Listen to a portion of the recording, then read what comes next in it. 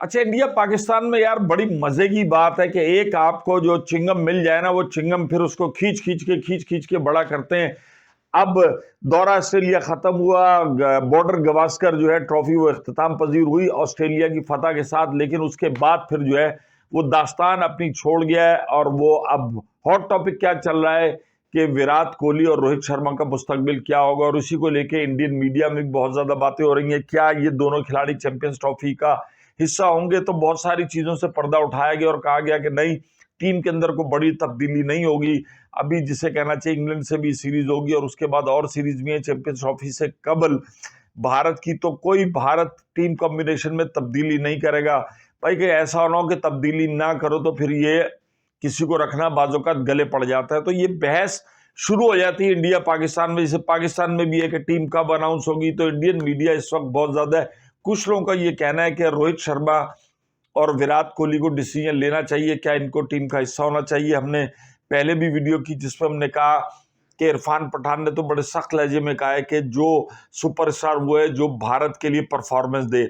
लेकिन बहरहाल भाई लेगेसी है पाकिस्तानियों को, जिसे कहना चाहिए चाट के अंदर ना वो एक वो चाट मसाला भी चाहिए होता है, चना चाट में, छोले भटूरों में, तो वो चाट का मसाला जो है रोहित शर्मा और विराट कोहली है। जिस तरीके से हमारे पास एक तवील अरसे तक शाहिद आफरीदी, शोएब अख्तर, ये तमाम भी थे कि अगर परफॉर्मेंस नहीं भी होती थी तो शाहिद आफरीदी के बगैर टीम अधूरी होती थी। और वाकई मैंने ये बात देखी जब पीएसएल का पहला सीजन दुबई के अंदर हुआ, तो क्या इंडिया, क्या पाकिस्तान, इवन बांग्लादेश के अंदर अभी भी शायद अपने दामाद के साथ मेंटोर है, बांग्लादेश में मौजूद है, वहां जिस तरह उनकी पजीराई हो रही है।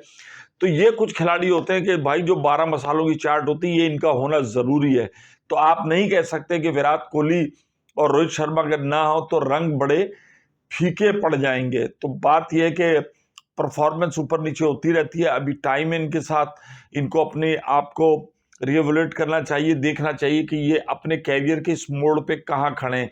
क्या इनको वापस पवेलियन से घर जाना चाहिए या इनको पवेलियन से पिच की तरफ जाना चाहिए? और अगर ये दोनों खिलाड़ी सोचते हैं कि इनको पवेलियन से पिच की तरफ जाना पड़ेगा, तो भाई फिर आग का दरिया है और तैर कर जाना, मेहनत बड़ी करनी होगी। इसलिए कि अब क्रिटिसाइज बहुत हो रहा है। होता क्या है कि जो देखे रोहित शर्मा ने आके कहा ना कि मुझे समझाओ नहीं, ये लैपटॉप वाले माइक वाले जो लेके बैठे हुए ना, ये बेसिकली आपका चिड़चिड़ापन और ये फ्रस्ट्रेशन निकलती है। और ये मैंने 20-25 साल में बहुत सारे खिलाड़ियों को देखा है कि जब उनसे परफॉर्मेंस नहीं हो रही होती तो फिर उनकी सेल्फ ईगो जो है वो सामने आ जाती है और वो कहता है यार हमारी परफॉर्मेंस यही कोहली में। बात तो खैर इरफान पठान ने भी ठीक की कि आप डोमेस्टिक क्रिकेट नहीं खेलेंगे, कुछ नहीं खेलेंगे, तो फिर कैसे आपका, जिसे कहना चाहिए, वापसी होगी, कैसे आप फॉर्म के अंदर वापस आएंगे। लेकिन पाकिस्तान और भारत में बड़े खिलाड़ियों को देखने की कीमत अदा करनी पड़ती है, उसमें बाज़ औक़ात बहुत सारी टीमें सफ़र करती है। लेकिन हम खुश हो जाते हैं कि जो हम जिनके फ़ैन हैं, जो बड़े बड़े नाम है, वो टीम का हिस्सा है। तो यही हाल भाई इस वक्त रोहित शर्मा और विराट कोहली का। बहरहाल एक बहस शुरू हो गई और बहस उस हद तक ख़त्म होगी, बल्कि एक बड़ी तादाद में तो मुत्तफिक हो ही गए कि भारतीय बोर्ड जो है इस मौके पर भारतीय टीम में कोई बड़ी तब्दीली नहीं चाहता है। लेकिन मीडिया कैसे खामोश बैठ सकता है? और अब तो मीडिया का एक बड़ा हिस्सा सोशल मीडिया ने संभाल लिया। उसको तो रोज खुराक चाहिए होती है और यही खुराक खिलाड़ियों को भी चाहिए होती है रन और परफॉर्मेंस की सूरत में। आप नहीं करेंगे तो आपका कारोबार ठप, हम नहीं करेंगे तो हमारा कारोबार ठप।